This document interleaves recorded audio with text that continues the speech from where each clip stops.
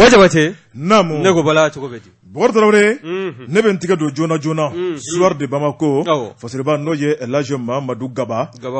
ko malidenw sigilen bɛ ka makɔnɔni kɛ malidenw sigilen bɛ ka lajɛli kɛ Bokar Traoré farafinna tilebinyanfan ka tɔn belebeleba n'o ye CEDEAO ye a kan ka lajɛ boloda lajɛ min a bɛna kɛ Accra Ganakaw fɛ yen min ye CEDEAO ale ɲɛmaaba fɛ yen Nana Akufo Addo a bɛna lajɛ kɛ fasiriba ko a ko lajɛ in a bɛna boloda ka ɲɛsin jamana 3 ma faso Maliba Guinée Conakry Burkina Faso coup d'état kɛra ni jamana 3 bɛɛ lajɛlen kɔnɔ nka fiɲɛ ma wuli bɛɛ lajɛlen bolo b'i kunna minɛ na Mali kunkan ko mun ni mun de bɛna taga Mali sɛgɛrɛ fasiriba ko dala sɛgɛsɛgɛli la Bokar Traoré min kɔni ye ni lajɛ in ye a ko fɛn mun bɛna taga jamana in sɛgɛrɛ a ko a ka di koyi sabu n'i ye jateminɛ kɛ embargo taara ni ka jogo Mali kunna janvier kalo dɔ tile 9 san 2022 k'a daminɛ don kana bila bi la kalo 5 fiɲɛ tigin bɛ malidenw na Bokar Traoré u y'a dabɔ min kama o kuma k'a ma ko ye ko a n'o cɛ janyara a dabɔkun tɛ dɔwɛrɛ ye min y'u sago n'u dɔngɔ ma sɔrɔ Mali ka fangako la o kuma an ka fiɲɛ tigiw la yaasa u ka segin ko ka n'u bolo da ko ka yafa ɲini an fɛ Ala ma sɔn o ma fasiriba ko Bokar Traoré kalo 3 u kun kan bɛ k'o de di kalo 3 in bɛ taa dafa waati o waati Mali kɔni malidenw bɛ wuli ni ka dana gosi fan 14 bɛɛ lajɛlen kɔnɔ nka min ye malidenw ye Bokar Traoré an y'a yira k'a fɔ ni kɔngɔ b'an faa a b'an faa n'an bɛ kɛ min ye an bɛ ko ye an marabaa minnu b'an kunna an bɛ don min na ko bi u kanu b'an yɔrɔ an b'u fɛ u ka ko taabolo ka d'an ye an ka dugawu b'u ye u k'a sama fo fini bɔ fo nɛrɛ bɔ fasiriba ko min ye colonel Assimi Goïta a n'a jɛɲɔgɔnw ye malidenw bɛ k'u kɔkɔrɔma don malidenw bɛ ka dugawu k'u ye malidenw bɛ k'u dɛmɛ ko mun wɛrɛ tora bilen min ye CEDEAO ɲɛmaaw ye n'u y'u ka danajuguya ta ka Mali sɛgɛrɛ Bokar Traoré o kuma danajuguya in kɔni a digira Mali la dɛ nka a kun kan ka kɛ ka ɲɛsin hakilina min ma Bokar Traoré ko Ala ma sɔn o ma o kuma min ye colonel Assimi Goïta a y'i sigi ka jateminɛ kɛ a n'a ka gouvernement ni ka malidenw ka dekun lajɛ CEDEAO a ye tɔɔrɔ min ta ka Mali sɛgɛrɛ ale ni UEMOA n'o ye an ka farafinna tilebinyanfan ka wari bonba ye Bokar Traoré jɔn ko Ala an kana bɔgɔ siɲɛ ka kɛ tiɲɛ kan a digira Mali la malidenw bɛ kule la bi Bokar Traoré a digira an na wari a tɛ ka ye ɲɛ na min ye dunfɛn caman bɛ olu sɔngɔ yɛlɛnna Mali kɔnɔ don o don i bɛ kuma kuraw de mɛn Bokar Traoré k'an tɛna se ka to ten colonel Assimi Goïta ko malidenw ka tɔɔrɔ kama a b'a ɲini hali bi CEDEAO ɲɛmaaw fɛ u k'a lajɛ u ka segin u kɔ maa min taara ni k'a kɛ kumalafɔla ye o de ye Faure Gnassingbé Yadema n'o ye Togokaw ka jamanakuntigi ye laɲini kɛra k'a ɲɛsin ale fɛ a k'a lajɛ cogo bɛɛ lajɛlen na an ka bɛn ko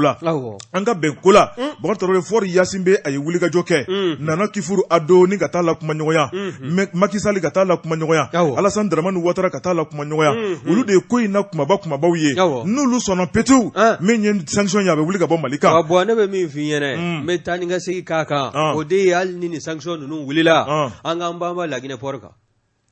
o sera kɔni jɛra ka ban wa an bɛ taa Abidjan an bɛ taa Dakar Sénégal o ka ban pewu an bɛ taa Sanga a fangirima bɛ sɔn ka kɛ Laginɛ dɛ bari an y'a ɲin dɔn sisan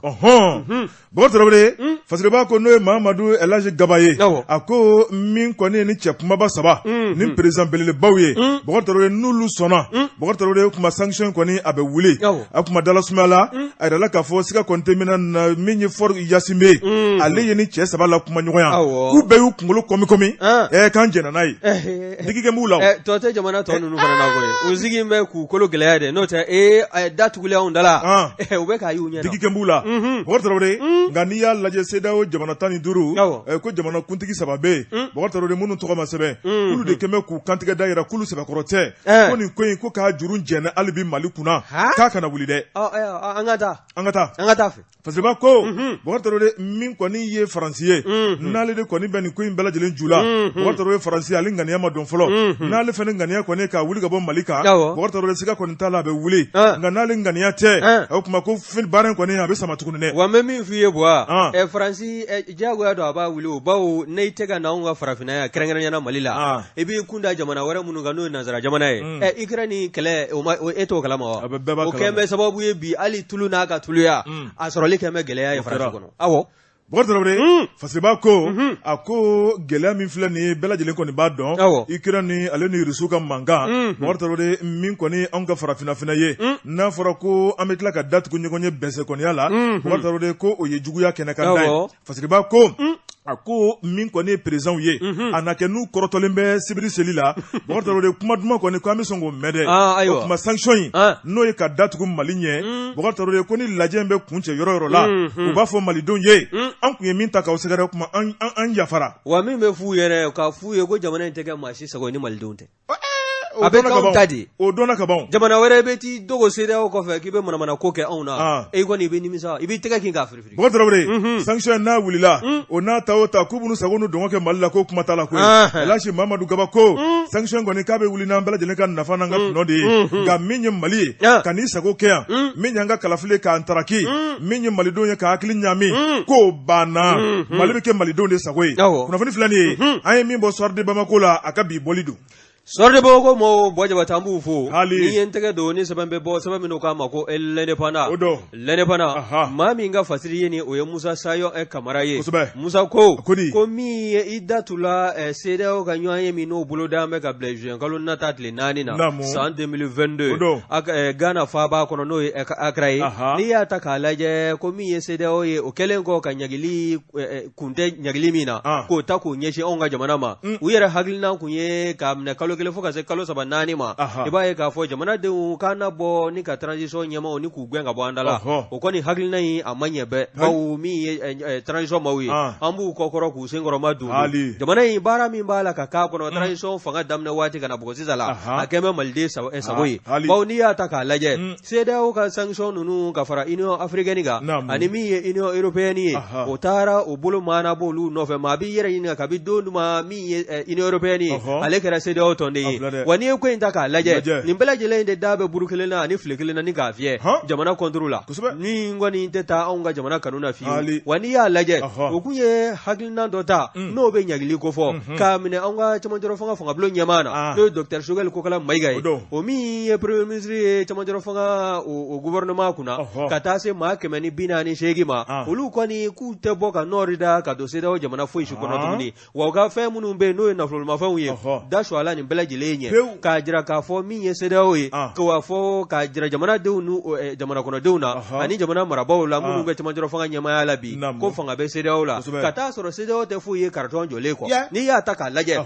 o jamana joli don CEDEAO dɛsɛla ni k'o kɛlɛw laban a bɛ i b'a fɔ Nations Unies ka soldats n'u taara i ka jamana kɔnɔ fɛn tɛ dilan u bɛna kun min kama n'o m'o tɔ nɔni o kɔni o tɛ foyi dilan min bɛ se ka kɛ nimisi wasago ye wa n'i ye ko in ta k'a lajɛ min ye anw ka minisiri ye n'o ɲɛsin bɛ faso Maliba ni jamana wɛrɛw cɛ sira taamali ma n'o ye Abdoulaye Diop ye ale kɔni a bɛ wulikajɔ la o wulikajɔ o tɛ dɔwɛrɛ ye dɛ gɛlɛya min n'o t'a la k'anw ka jamana sɛgɛrɛ hali n'a sɔrɔla an wulila ka se Union africaine o kiiribulon na ni o kɔni o kiiri dajala faso Maliba la k'a fɔ ɲagili min t'a la ka ɲɛsin a ma ka wuli ni CEDEAO maaw b'an bɛ k'a wuli o kɔni Abdoulaye Diop a b'a la k'i cɛsiri bawo kɔsada in na a taara a kun welen bɛ Guinée équatoriale Union africaine ka ɲɔgɔn ye balalen dɔ kɛla ye a sen yela o la o sen fɛ i b'a ye k'a fɔ min ye Guinée équatoriale président ye n'o ye Teodoro Obiang Nguema ye a n'o ye ɲɔgɔn ye o ye jigisigi kuma caman fɔ o y'a jira k'a fɔ gɛlɛya min bɛ faso Maliba da la gɛlɛya in bɛ wuli k'a la tɛmɛ ka taa se min ye Denis Sassou Nguesso ye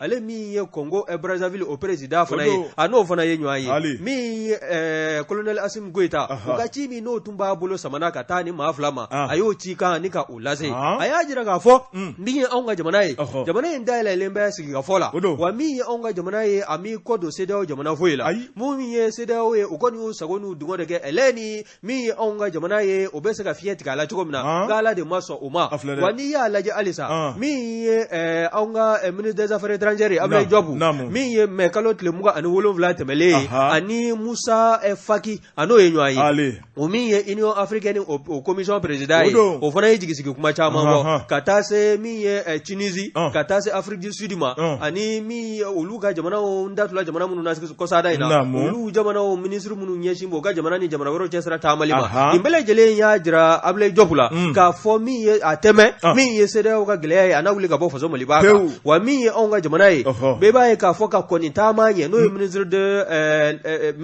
des affaires étrangères ka nin taama ye a kun ye délégation d'a yɛrɛ kan ka taa bɔ Togo président n'o ye Faure Gnassingbé ye o fana o ka se ka sugandi ka kɛ kuma faso sɔn maliba caman jɔrɔ fanga ɲɛmɔgɔw ka kuma da ye ka ɲɛsin CEDEAO ma a bɛ se ka kuma u fɛ cogo min na a ka ja Union européenne ani Union africaine nin bɛɛ lajɛlen bɛ se ka fɔr ɲɛsin bɛ ka kumakan mɛn sɔrɔnalidokan min n'o bɛ a da kɔnɔ o ka se ka kɛ waasa anw ka jamana bɛ gɛlɛya min na a ka se ka wuli ka bɔ yen min ye fɔr ɲɛsin bɛ ye ale kɔni a y'a jira k'a fɔ a na baara in kɛ ka se a hakɛ la maa sigi bɛ k'o baara fana jaabi kɔnɔ ka bɛn juin kalo nata tile 4 ma san 2022 wa n'i ye fasiri kɛ b'a ka kɔrɔfɔ lajɛ n'o ye Musa Sayon Kamara ye Musa ko min ye anw ka jamana ye k'an k'an kolo gɛlɛya halisa koyi bawo n'an sera ka kalo 5 kɛ nin embargo ko in na nin sanction ko in na min b'a jira k'a fɔ ko san kelen k'an tɛ se k'o sɔrɔ a la wa n'i ye ko in lajɛ maa ka laɲini t'o ye nka min ye CEDEAO ɲɛmɔgɔw ye samasamali bɛ fɛn min nɔfɛ olu ko n'a ma ɲɛ k'a fɔ transition bɛ mɔɔnɔ bɔ kalo 12 ka se kalo 16 ma o b'o de ta ni k'o di colonel Assimi Goïta n'a ka gouvernement ma o tɛmɛlen kɔ min anw yɛrɛ ka jamana marabaaw ka laɲini o de ye kalo 24 ye o ye san 2 bɔ ɲɔgɔn ye min ye CEDEAO ye ale kɔni y'a jira k'a fɔ ko fɛn tɛ se ka fara kalo 12 walima kalo 16 kan mun kɔni bɛ se ka taa kɛ dantɛmɛ wale ye min ye anw ka jamana ɲɛmɔgɔw fana ye olu kɔni y'a jira k'a fɔ a ka lajɛ ji ɲɛma jɔlen na san 2 ye o bɛna kɛ sabu ye bisi basa min bɛ jamana kɔnɔ jamana ka se ka basigi ni jamana ɲɛma jɔla min ye yɛlɛmaw ye o mana ta ka ɲɛsin an ka jamana sariya sun taabolo dɔw ma o bɛ se ka kɛ sabu ye kalafili o ka kɛ jɛlenya kɔnɔ min ye kalafili jaabiw bɔlen kɔ maa si kana bɔ ka bɔlɔ minɛ k'a fɔ binkɛlanka walima n gayena nin yɔrɔ in na a minɛna k'a di maa wɛrɛ ma nin ye sɛbɛn sɛbɛn min n'an y'a sama ka bɔ lɛnɛbana kɔnɔna na Musa Sayon Kamara a ka fasiri don Bɔkari Tarawele a bilanta bila a kalama de ma da i tigɛ ne bɛ n tigɛ don ko kura le cikan fasiriba n'o ye ka bɔ faamaw yɔrɔ Bɔkari Tarawele hali bi dongo do kuma kura dongo do e tabarikala Bɔkari Tarawele kabini an ka sɔrɔsiw y'u kale jamanadenw ye yɛlɛma kura de bɛna kɛ Mali kɛlɛko la Mali lakanako jugu k'u ɲini k'u kunci k'u dafara Bɔkari Tarawele u y'a fɔ u bɛ k'a kɛ fasiriba ko min ye Bangasi marabolo ye u ye wulikajɔ belebeleba dɔ kɛ min ye kalo tile 20 ka taa bila tile 26 Bɔkari Tarawele o kɛra sewa belebeleba ye fasiriba ko min kɔni opération kɛlɛtigi o y'an ka cɛ kwalenbaw ye minnu bɛ yen u tɛ siran saya ɲɛ minnu bɛ yen u kalennen don jamana darapo la k'a yira k'a fɔ saya mana bɔ kɔrɔ a mana bɔ tile bi u jɔlen bɛ ka saya makɔnɔ jamanadenw lakanani kama Bɔkari Tarawele u ye wulikajɔ kɛ ni ka taa terroriste 17 ni kɛnɛ karaba fasiriba ko Bɔkari min kɔni Mali ani jamana Burkina Faso ni ɲɔgɔn cɛ dugu minnu bɛ n'o ye Jalasago Sokura Wankoro min ye Bamanchu ye u b'o fiyɛfiyɛ kɔnɔnaw de la fasiriba ko Bangasi ale marabolo la Bɔkari Tarawele i b'a ye k'a fɔ yen kɔni kɛn bɛ Bamanchu u kolokolo yɔrɔ ye n'u ye tiɲɛni kɛ Mali la u b'u kulukusu ka don Burkina ni Burkinabew y'u godon u b'u boli ka don Mali kɔnɔ Bɔkari Tarawele i sira kɔni kɛn bɛ batɛmɛsiraw ni ɲɔgɔn cɛ fasiriba ko n'i ye fiyɛfiyɛw lajɛ kungo kolonbaw de don yiri tuba kulekulew de bɛ yen maninfin n'i y'i dogo i bɛ ɲini ka dɛsɛ t'i ye fasiriba ko a ko Bamanchu ka dogo n'a ta o ta an ka kɛlɛkɛcɛw u ka ni kɛlɛbolo n'o ye opération kɛlɛtigi ye a y'u ɲini k'u dɔdɔlima Bɔkari Tarawele ni ka t'u sɔrɔ yirisumaw kɔrɔ Bɔkari ni k'u ningɛnɛ karaba fasiriba ko a ko an ka kɛlɛkɛcɛw tɛ siran maa ɲɛ bilen sabu min ye kɛlɛkɛminɛw ye Bɔkari Tarawele o b'an bolo an ja ka farin bɛ yen an kɔkɔrɔma donnen dɔ bɛ yen mun tora bilen fasiriba ko a ko min ye nin wulikajɔw ye maa minnu tun bɛ k'u da bi Bɔkari u tɛ sunɔgɔ min ye Bangasi marabolo la olu de kɔni y'a jira k'a fɔ ko tiɲɛ yɛrɛ la ko nin kɛra fiɲɛbɔ da ye sabu olu bɛ Bamanci dɔw dɔn a tɛ k'u la ka maaw ye sa k'u ye o dɔdɔlima dagabana minɛ minnu b'u bolo Bɔkari su fara tile kɔ b'u dɔdɔlima a ma ɲa min ko o tuma faamaw ye sebaya sɔrɔ u kan Bamanci ninnu Bɔkari Tarawele u falen min ye PM1 o yer'u bolo ka taa bila min kɔni karibini 2 ye min ye donso ka marifa o 4 ka tila ka taa bila Bɔkari moto 9 a ko taliki waliki 4 Bɔkari Tarawele ni ne yera Bamanciw bolo o tuma Bamanci ninnu Bɔkari ko cɛ gɛlɛnw de tun don maa minnu bɛ yen u kɛn bɛ k'u nin di saya ma Bɔkari u bɛ ka baara cɛjugu min kɛ a bɛ ka kɛ ni diinɛ tɔgɔ ye u tɛ seli diinɛ baarakɛlaw tɛ u tɛ Ala dɔn u tɛ kira dɔn maa minnu baara ye jɛnɛya ye mɔgɔ bɛ diinɛ ko kuma f'u ye u tɛ Ala dɔn u tɛ kira dɔn n'u nana dɔrɔn u b'i furumuso minɛ lamɛnbaaw ka hakɛ to walima k'i denmuso coiffa minɛ u bɛ t'u sago bɔ a la o bɛ diinɛ kɔnɔ o bɛ kuranɛ na a filɛ dɛ tiɲɛnikɛlaw kasinga dom na dro ka nyinge ala nyinge wa ibeni ntana imone ko jugu bena jige wara ba fleso wara nunu ko ku fara siga fonto la bortrawre minyo opération kalatige nulu ye seba soro bangasi marabulu la bortrawre alibi fasirba ko ako kangata jikine bogari niya laje ale koni ale be romuna bogari ibaye kafo bamanchu fene ube ku ka seba fene soro alibi dugudon ka koy ako donzo munumbe bortrawre ulu koni wulika joke bamanchu nofe okuma ko bamanchu ye wulika jo krengarani doke ninka bali donzo la bortrawre ani jege mono ninka tuka so de mina ku befa ko ke ko ni sibiri temene yankoro o mabe ne fasirba ko bortaro ni ya laje ibaye kafo ejigine alebe jene marabolo la min ko ne ji ibo de fo jene marabolo la moni ke yorodo bortaro de bozo ni somono ka chen ko sube bozo ni somono munumbe bortaro de so de bu bolo bu ko kumo yala kani soye so min be adagushi de ka bon ko sube nu tara so siri ube jige jila o so munumbe no de u jige o de u ka tamanai o de betanu yi frontier ko bamanju tara so de jolen soro so kemeni ko ka marfa jola ka befa o edine do voilà wali fe e kan la kana dantan fe ka tabaka lu fenema ka bonanina bokotre wa bara tante yafuma abada bawo mi yeni ko yin ya keme sawu ya mbe bomba kalama bomba ko ya diga tlo be damina se bado voilà wakili ni jiga tiga moji la abi yele jaku ya bokotre minye ka baga soma kufa sabu badon ka fo mamunu flene jila nu bora jila ka ile ko soka bamanchi nu mana do menemene woko na tugo butu wugo be okuma ukonu mo kufa uka so meni ko nu bolo no yu jigi tamana bokotre ninko ningene karaba okuma min ko ne jige mono ye uyu tatu alama bogari ubisika femu ke uko ni borasa bogari ninga tu dogo ka kishi bamanchi nu nga fali juguma min ko ne nga keleke chew ye ulu ye munu salo bolo da ka tafo dugu don ye elenu be min fo kele mu be bolo la bogari trawre okuma ma kelinga kelete faso finitigila kaw ka fara jamana nyemo ka ani dugu de munu be ni bamanchi be toro jugu ta kasuluma ko beka ke keleke che jamana ko nala keleke che ka ke tugo dmena ni ye fe dore ka nyefo ngo de malien fana fie u banen do ma imana dunaye ma surete min do ita bofando isigala la eleni nyefolige famo voilà gambe banima bawo toromonyo min vara mina di nangebe min di jatigi ma ete fe min zoro ga ko no nana dema ibe to mo ko yimande yala gambe magobe ebi mankun fuka bro jege ni sugoka ka sori be ka dugu be mako sa boko trawre min ye kelege chaw ye u ya yira ka fa no operation keletigi o kuma ku ba nyini dugutigi na ka jama fe u ka fara u kan u kana yira ni mami na kana wakulu fuye boko trawre kuku lame marfa munun bubulu kana bla u kana du ka tonkono u kana jamana jamfa boko trawre nu taraka boy u ka kuna foni ta ka da famo kloka famo kelen de bisika dugu bobolula famo kelen de bisika jamana don lafiya ba manchu ye cheni kalaw ye hamina ko fuy tula ka jamana na sikin kofe o kuma ku dugutigi ka chila saka dugudoma yasa jamana bisika basike tugomina kuna foni sanuma ka definitively la kauma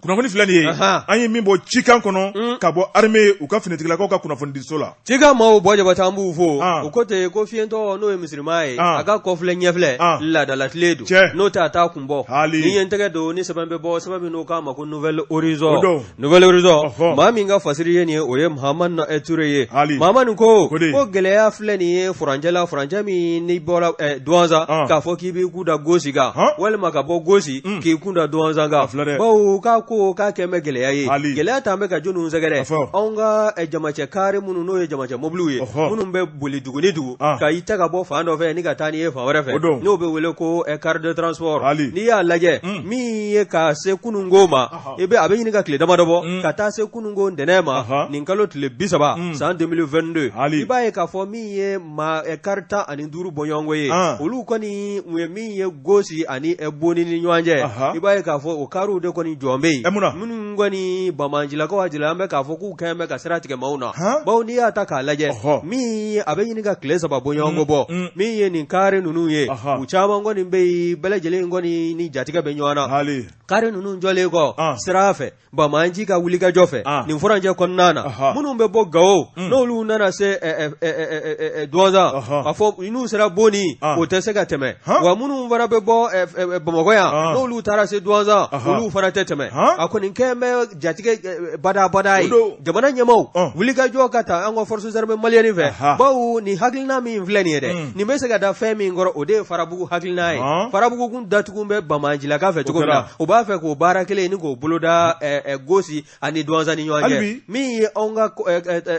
carte de transport ye olu kɔni jɔn bɛ kungokolo fantan bandan kɔnɔ minnu bɛ u la a caman bɛ yen denbatigiw bɛ u la den ninnu kɔni a caman si kɔrɔbayalen a tɛ tɛmɛ kalo 6 kan min ye ba ka si min bɛ di den ma o si ne y'a min bɛ si ɲɛnama di den ma o b'a sɔrɔ e yɛrɛ b'a la ka dumuni ɲɛnama kɛ dumuni t'a la ka sɔrɔ sinw b'a la ka ja min ye wulikajɔ ye maa minnu bɛ ha ka ja maa ŋɛniɲɛ ɲumantigi minnu b'a yɔrɔ la olu kɔni sɔmilen ko in na u kɔni kɛlen bɛ ka dɛmɛ ta dumuni bɛ di nin maa ninnu ma ani min ye miniji ye ka se ka u dɛmɛ waasa yanni ɲɛ bɛ sɔrɔ a ko la n'i y'a ko ta k'a lajɛ min ye wulikajɔ ye hali n'a fɔra k'i b'i ka telefɔni y'a dɔn telefɔni kɔni tɛ se ka to k'a ma décharger o telefɔni mana décharger n'i ko k'i b'a charger n'i ma dɔrɔmɛ 20 ka se dɔrɔmɛ 40 ma CFA wari la o kɔni e ka telefɔni tɛ se ka charger wa k'a fɔ k'a bɛ charger k'a fa tɛ wa o tɛ koyi dɔɔni ne bɛ don a la i bɛ 20 sara ka se ka walima ka 40 sara waasa ni somɔgɔw ka se ka ɲɔgɔn sɔrɔ olu hakili bɛ se ka sigi cogo min na wele kɔni bila an b'an ka finitigilakaw ma nin farabugu hakilina kura min daminɛlen filɛ nin ye Douentza ni Gosi ni ɲɔgɔn cɛ k'a ko k'a ka ɲɛɲini diɲɛma jɔlen na bawo nin Bamajilaka ninnu n'u u ma fa yɛrɛ de ka bɔ jamana in kɔnɔ jamana denw tɛ lafiya sɔrɔ ka taa kɛ bɔri siso kɔnɔ yanni i bɛ se i seyɔrɔ la i hakili de ɲun bɛ i kunna jatigɛ i n'o bɛ ɲɔgɔn na o hakilina k'o man ka kɛ jamana in kɔnɔna na tuguni jamana ɲɛmɔgɔw bɛ wuli ka jɔ min na kɔrɔrasiw bɛ wuli ka jɔ min na ani min ye transition maaw ye olu yɛrɛ bɛ minɛn kura sanba min na ka di anw ka sɔrɔsiw ma waasa jamana seleke naani bɛ se kana bɛ fiɲɛ bɛ se ka ci cogo min na o hakilina ninnu k'a kan ka fiɲɛ in kan ka folofolo jamana fan caman fɛ min ye nin yɔrɔ kofɔlen ninnu ye a kana ko ka don bɛrɛ la nin ko ye sɛbɛn min n'a y'a sama ka bɔ Nouvelle Horizon kɔnɔna na Mahamani Ture a ka fasiri don Jeka pub k'a ka feerefɛnw lakodɔn nɛgɛ kanɲɛ 12 sera Bamako k'a fɔ jiginɛw ka bonyamasegi bɛ aw ye Bojabate ne ko bala siko beti Bokar Traoré jona ne bɛ n tigɛ don bolo bɛ kɛ ka bana fura mun ɲini wari ni Ala ma kunnaja sigi tɛna kɛ ka maa kɔnɔ o tobili la Bokar Traoré nin ye sɛbɛn min bɔra Yusufu Kamara yɔrɔ Yusu ko Bokar Traoré an ka taa Kayi min ye sida banabatɔw ye wari Ala ka mɛn ka maa min garisɛgɛ don sida bana la bana de ye maa ka sanni tɛ maa ka ɲinifɛn tɛ Ala mana fɛn o fɛn latigɛ adamaden garisɛgɛ la Bokar i tɛ sa ni mun ye a ko sida banabatɔw wari u bɛ ka woronto mun kama fura min kan ka d'u ma jamana fɛ Bokar Traoré ko fura kɔni o tigɛ b'u la embargo ko don ayi dɛ nin n'o tɛ kelen mun y'u sɔrɔ Fasiriba ko Yusu Kamara o kuma ale wulila ni ka sɛgɛsɛgɛli kɛ Bokar Traoré ni kuma in bɛ senna kabini waati jan wari a taar'u ɲininka maa minnu bɛ ni Ala kɛmɛ k'u garisɛgɛ don sida bana la Bokar Traoré i b'a ye k'a fɔ jamana kɔni jɔlen bɛ n'u ye sabu min ye filani teriya bolo ni ɲɔgɔnmaya kɔnɔna la Mali ni kɛnɛya tigilamɔgɔ minnu bɛ baara kɛ olu de bɛ Mali kɔni dɛmɛ jango sidabagatɔw ka taa bila sɔgɔsɔgɔnijɛbaatɔw la ale ni biɲɛ dimi Bokar Traoré o bana ninnu olu ka se ka furakɛ fu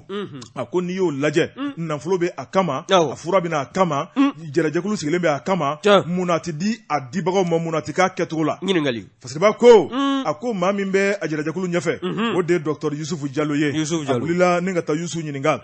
mun na fura tigɛlen bɛ Bokar Traoré min ye Yusufu ye cellule sectorielle de lutte contre le VIH/SIDA Bokar Traoré ale ye o coordinateur ye Yusufu ko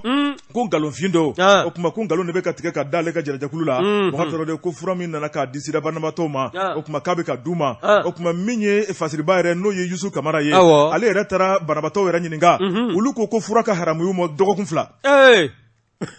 o kuma jɔn ta ye tiɲɛ jɔn ta ye nkalon ye tiɲɛ bɛ jɔnni fa fɛ sisan a bɛ di fura bɛ di minnu mɔ dɛ olu de ta ye tiɲɛ cogo di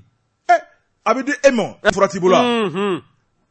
ni fura b'i bolo i b'a bɔ i da kɔnɔ cogo di ko fura t'i bolo a bɛ banabaatɔw de olu de ta ye tiɲɛ nin kuma la ayiwa an ka taa Bokar Traoré Fasiriba ko a ko banabaatɔw kɔni bolo b'u kun ka woronto a ko banabaatɔw hami ko o juru jalen bɛ banabaatɔw y'a yira k'a fɔ Bokar Traoré u bɛ ka hakilina kura min ta k'olu sɛgɛrɛ o tɛ kuma duman ye Bokar Traoré i b'a ye k'a fɔ sida bana ye bana min ye an ka jamana in kɔnɔ n'a dɔnna k'a fɔ k'a bɛ maa min na e bɛ kɛ ɲugutɔ ni bolokɔfɛfɛn ye Fasiriba ko maa caman bɛ yen u bɛ wuli dogodogo kɔnɔna la ni ka t'u ka sida bana furakɛ fan wɛrɛ fɛ an ko sigidalamaw kana bɔ a kalama Bokar Tarawele min kɔni hakilina kura mun b'u bolo o de ye maaw ma ko bɛ sigida kɔnɔ i kana taa yɔrɔ wɛrɛ la bilen dɛ Bokar Tarawele k'i ka sida bana kɔni a bɛna furakɛ i ka sigida kɛnɛyaso la Bokar Tarawele i ka sigida kɛnɛya tigilamɔgɔw maa mun bɛ don ka bɔ k'o kɛnɛyaso la bɛɛ lajɛlen ka se k'i dɔn k'a fɔ ko ni sigida ni sida banabaatɔw de b'an ka sigida kɔnɔna la Bokar Tarawele k'o de ye nin hakilina kura ye mais u bɛna maaw malo a tɛ se ka bɛn malo ko dun ma gɛlɛya yan sisan u bɛ fɛ bana de ka furakɛ ka b'u la wa ou bien u b'a fɛ ka dogo n'u ka bana ye ɲigitɔ bana don mɔgɔw t'a fɛ n'a fɔra don o don ko sida bɛ maaw ma la e yɛrɛ yɛrɛbakun n'i jɔla k'i ɲɛsin a tigi ma a ɲugun bɛ don i la Ala ka sababu ɲuman k'a ye a ɲugun bɛ don i la waati don i la bana ma ɲi mais Bokar a ɲugun tɛ don ne na bawo u y'a fɔ k'a bɛ yɛlɛma sira minnu fɛ ni ne ma se o sira ma e y'a faamu nka maa caman bɛ yen n'a fɔra ko sida bɛ mɔgɔ la ka ban Bokar o tigilamɔgɔ de bɛ kɛ ɲugutɔ fɛn de bolo wa mɛ min f'u yɛrɛ u ka taa furakɛ u ka sigida lɔpitaniso la baara banna o t'a kɛcogo ye o t'a kɛcogo ye ministre de la santé wa ou bien conseil technique a bɛ ka kɛ kɛcogo min na dɛ kɔrɔlen o de y'a kɛcogo ɲuman u kana yɛlɛma don o la a bɛ ka kɛ kɛcogo kɔrɔlen min na u bɛ taa yɔrɔ min fana na n'o ye gundola yɔrɔ ye dɛ mun b'a jira la k'a fɔ ko u dɔnbaga dɔw t'o ye a dabɔra min kama dɛ maninfin tɛ tunun koyi maninfin tɛ tunun nka Bokar Tarawele min dabɔra min kama san joli kabini baara daminɛna jamana in kɔnɔ parce que b'a jira k'a fɔ ko yɛlɛma ma don min na dɛ munna bi tilegan tere fɛ yɛlɛma bɛna don o la ayiwa Fasiriba ko Bokar Tarawele sida bana bɛ maa min na jamana in kɔnɔ a dagosi de ka bon fo ka dama tɛmɛ Bokar bɛ wuli ka t'u ka fura minɛ cɛw b'o la muso b'o la Bokar Tarawele dogodogoni kɔnɔna la sutura kɔnɔna la maa minnu bɛ fura di o t'u wayiba fura bɛ di maa minnu ɲɛna o t'u wayiba kɛnɛya tigilamɔgɔw t'u wayiba nka ni a bilala sigidala mɔgɔw ka bolo kan o tuma ko wayi kɔnɔ u y'u bilalen sugu fiyɛ cɛmancɛ la dɛ o tuma ko jamana ka hakili t'o la kana bana kɛ yɛlɛ ye kana bana kɛ yɛlɛ ye bana kɛ yɛlɛ ye mais ko kɛcogo a bɛ maa yɛlɛ kana bana kɛ yɛlɛ ye Bokar Tarawele o tuma min ye Yusufu Jalo ye ale kɔni ye nin ko in nkalontigiya nka Fasiriba ko bolo tɛ se ka biri maa ɲɛ la Bokar Tarawele min ye ko y'o ye ni maaw m'u ka fura sɔrɔ Bokar ko kana fɔ o tuma ko bɛ fɔ dɛ u ka sirabagantɔw ka fura ɲini ka d'u ma mais e ka kuma in ma tilen kosɛbɛ banabaatɔ ko fura tɛ ka d'olu ma banabaatɔ de ko fura tɛ ka d'u ma u chargé o fura dilen olu ko fura bɛ olu de bɛ ka fɔ banabaatɔ tilala k'u kanto tugun ko ko olu ka fura tun bɛ na sira kɔrɔ min fɛ k'o sira in de bɛ fɛ ka falen yɛlɛma bɛ fɛ ka don fɛnɛ la tuguni mais n'o yɛlɛmana problème bɛ min a ma nɔgɔn u bɛ fɛ ka yɛlɛma don a la nka fura tɛ ka na tuguni i b'a sɔrɔ fɛɛrɛw de b'a la ka tigɛ u bɛna sigili min kɛ u ka sigida ninnu kɛnɛyasow la Bokari fura ninnu ka se ka jɛnsɛn bɛɛ lajɛlen ka se ka taa fɛɛrɛ bɛ fɛ ka tigɛ o ye k'akilina ye sɛbɛnnikɛla ye min sɛbɛn an b'o de fɔ lamɛnbaaw ye Bokar Tarawele sɛbɛnnikɛla ka sɛbɛnni n'o ye Yusufu Kamara ye Bokar Tarawele a ko u ka sabali ministre de la santé a ka fɛɛrɛ ni dabali bɛɛ lajɛlen tigɛ Bokar Tarawele ni ka sidabagatɔw k'u bila u ka danbe kɔnɔ k'u bila u ka sutura kɔnɔ maa min bɛ yen bi n'o ye Yusufu Jalo ye a bɛ ka baara mun ta k'u sɛgɛrɛ ni ministre t'a kalama Bokar Tarawele ko nin ye ka mangoya ni tɔgɔ tiɲɛ ni k'u lagosi k'o ta ka sida banabaatɔw sɛgɛrɛ maa minnu ye Mali ka partenaires ye Bokar Tarawele ko hali bi nin fɛnɛ tɔgɔ tiɲɛ k'a ɲɛsin Mali ma sabu ni partenaires y'a dɔn k'a fɔ ko fura tɛ ka d'a dibagaw ma Bokar Tarawele k'u bɛ dimi Mali kɔrɔ n'u dun dimina Mali kɔrɔ ministre ta b'o la jamana marabaaw ta b'o la kunnafoni filɛ nin ye an ye min bɔ indépendant kɔnɔ Yusufu Kamara ale ka sɛbɛnni don wa bɛ min da nin kan o de ye ninnu ka jɛrɛ o jɛrɛ n'o y'u ka ɲɔgɔn ye o ye ko kunnafonidilaw bɛ wele a kɛnɛ kan u bɛ tila k'u présenter karisa ni nin bana in kisɛ bɛ ɲɔgɔn na ani nin sirabana bɛ nin na a bɛ nin na a bɛ nin na mais e delila k'a mɛn dɔ da kɔnɔ yan wa munna n'a fɔra k'u ka taa fura minɛ u ka sigida ninnu kɛnɛyaso la o bɛ kɛ gɛlɛya ye Bokari i tɛ ministère de la santé baarakɛla ye tɛmɛnan ye tile gannen don Bon Jabate o ko tɛ maanifin kana se kilisi la nka fɔ nɔfɛ Ala kana maa kɛɲɛ o la ni ye n tɛgɛ don ni sɛbɛn bɛ bɔ sɛbɛn min ni o k'a ma ayiwa min ye Soir de Bamako ye Soir de Bamako Umaru Ongoyiba nin ye a ka fasiri ye Baru kolontigi ko de Baru ko min ye docteur Umaru Marugo ye ko a m'a jira k'a fɔ ko a bɛ nin na wa n'a sɔrɔla dɔw tun bɛ k'a miiri k'a fɔ ko cɛmancɛ fanga ɲɛmaw k'u kɛn bɛ ka Baru ta ani ka tunun ni a ye Baru kɔni kɔsada in na site dɔ bɛ yen n'a bɛ wele ko Guinée Media ou bien Media Guinée o kɔni Baru ka kunnafoni o sɔrɔla o de sanfɛla la wa se kɛlen kɔ parti sadi ma bawo a y'o tɔ ɲɛmaaba ye ko o ɲɛma maa minnu b'a kɔ ye n'u ka kuma parti sadi to a la olu ko Media Guinée olu kɔni fana ye kunnafoni mɛn i n'a fɔ Umaru Ongoyiba Soir de Bamako to a la o y'a mɛn cogo min na ko nka k'olu tɛ se ka kala tura kan bawo Baru bɛ k'i kanto Media Guinée sanfɛ k'a fɔ ko ale bɛ nin na ale kɔni bana tɛ a la a ka kɛnɛ a nin na gejegeje wa ma minɛ maa fɛ ko jamana in ko a ka bon koyi jamana in fiyɛ ka bon jamana in n'a ka bonya wa ko ale bɛ fan wɛrɛ fɛ wa k'ale bɛ Mali in kɔnɔna na min ye baro ye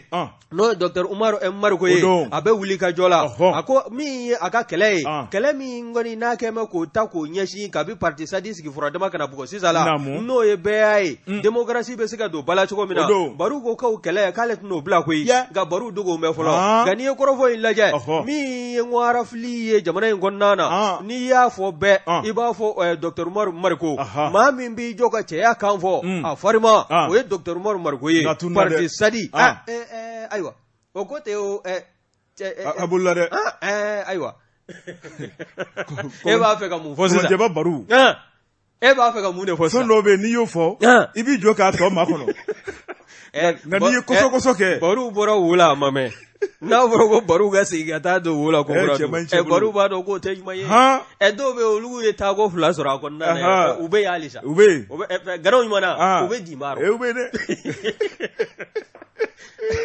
n'i ko in ta k'a lajɛ Umaru Ongoyiba ale kɔni y'a jira k'a fɔ Dr Umaru Mariko hali n'a sɔrɔla a m'a yɛrɛ yɔrɔ fɔ a ko k'a bɛ faso Maliba kɔnɔna na hakilinajigi n'i y'a ta k'a lajɛ min ye baro ye min ye ka se san 2021 bandaw ma o kuncɛtɔla i b'a ye k'a fɔ baro a da kun ye falakɔlɔ bi tigɛ koyi bawo nɛninikisɛ bilen dɔ bɔla a da kɔnɔ ka ɲɛsin camancɛla fangabulon ɲɛmaa ma Dr Sogɛli Kokala Mayiga o kɛla sabu a ka wele ni k'a ɲininka o taara wolo kasola donna kɔsa fɛ tɛgɛ bɔla a baro kana n'o Dr Umaru Mariko ye a ka taa ka so wa n'i ye ko in ta k'a lajɛ baro kɔni y'a jira k'a fɔ ale ka wulikajɔ babali tɛ ale b'o sira kan koyi wa min ye a ka laɲini ye n'o de jamana in a bɛɛ ya n'o y'a démocratie ye o ni kura bɛ se ka fiyɛ o la cogo min na ko maa ni kulunin kelen tɛ se ka na k'a fɔ k'i b'i sigi k'a fɔ k'i ni sago ni dungɔ kɛ faso Maliba denw na o taabolo min filɛ nin ye ko ale tɛna jɛni o ye k'ale tɛna da kɛ a bomo ye wa n'i ye ko in lajɛ ko kura min ye baro ye baro yɛrɛ ka nin boli ka dogo in dɛ a sɔrɔla fɛn min fɛ i b'a dɔn wa a ye kɔrɔfɔ dɔ de bɔ a da kɔnɔ min kɔni bɛ ka anw ka finitigilakaw sɛgɛrɛ n'o ye forces armées maliennes ye olu ye wulikajɔ min kɛ mura dɛ ka bamaji sɛbɛkɔrɔ fo ka taa fu fa nɔfɛ o kɔrɔfɔ baro y'a jira k'a fɔ ko bin taara kɛ maa dɔw kan ko k'a taa sɔrɔ olu tɛ bamaji ye maa b'i yɛrɛ ɲininka baro bɛ nin kɔrɔfɔ in fɔ waati ma yalima a tun b'a yɛrɛ bolo wa ɲininkali bɛɛ walima nin bamaji minnu n'a y'a jira a ka kɔrɔfɔw kɔnɔ k'a fɔ ko ale kɔni ani maa dɔw bɛ ɲɔgɔn kalama u ye kunnafoni d'a ma ko yalima ko baro ni bamaji ninnu u b'a la ka jɛjugu siri Mali kɔ kan wa ɲininkali bɔ bɛ ka kɛ min ye Umaru Ongoyiba ye Umaru ko k'a mana tigɛ da o da la min ye baro ye baro kɔni k'a kan ka bɔ dogoli in na ten k'i jɔ kɛnɛ kan bawo ko n'a ma ɲɛ k'a fɔ i ye cɛya kuma fɔ cɛya wale fana mana n'o kɛla hali tasuma ye i b'i jɔ k'o kɔnɔ nin kun ye sɛbɛn ye fɛn min na y'a sama ka bɔ Soir de Bamako kɔnɔna na Umaru Ongoyiba a ka fasiri don kuma ka ɲi an bɛ dɛgɛ min o bɛ bɛn Jabate naamu n taara nana dantigɛli wɛrɛ tɛ o la ne ko bala cogo bɛ di Bɔrɔtaro de ne bɛ n bolo don joona joona indépendant fasiriba ko ni cɛw ka ɲɔgɔn yɔrɔ ye bulon kɔnɔna ye musow ka ɲɔgɔn sɔrɔ n'u ka haminanko tayɔrɔ ye kolonsikɔrɔla ye a ko an ka jamana kɔnɔna la Bɔrɔtaro de parti politique 260 o de lakonen don ni don an ka jamana ɲɛmaw fɛ parti politique 260 n'i y'a lajɛ min ɲɛma ye musow ye Bɔrɔtaro de ko ye 6 ye fasiriba ko k'a da mun kama a ko sɛgɛsɛgɛli min kɛra n'o ye Aramata Esketa indépendant kɔnɔna la ale ye sɛgɛsɛgɛli kɛ o ko la mun na parti politique 260 musow ye o ɲɛma 6 ye Bɔrɔtaro de n'i ye jateminɛ kɛ a ko Mali ye kokɔrɔ jamana ye Mali ye diinɛ jamana ye Mali ye bonya ni kungosi jamana ye a ko caman bɛ kɛ jamana tɔw la Bɔrɔtaro de o tɛ kɛ Maliba kɔnɔ sabu min ye an ka jamana ye kabini lawale tubabu bulon bɛ jamana kɔnɔ ka n'a bila tubabu tali la Bɔrɔtaro de musow ka kumakan tɛ mɛn cɛw kɛrɛfɛ a ko musow olu ka kumakan de bɛ fɔ sokɔnɔna la Bɔrɔtaro de cɛw bɛ ɲɔgɔn sɔrɔ yɔrɔ yɔrɔ la a tɛ ku muso la i ka gɛrɛ i ka kuma fasiriba ko a ko min ye musolakaw ye politique ko daminɛlen Bɔrɔtaro olu tora kɛrɛfɛ dɛn na olu tora mabɔ la Bɔrɔtaro de ko de nana ne nin waleya in ye koyi a ko an bɛ don min na ko bi muso mana kalan cogo o cogo la Bɔrɔtaro ko cɛw tun tɛ sɔn abada i ka kɛ politique tɔn ɲɛmaa ye wa cɛw tɛ sɔn abada jɔyɔrɔ bɛ jɔyɔrɔ la o ɲɛmaya ka ta ka di muso ma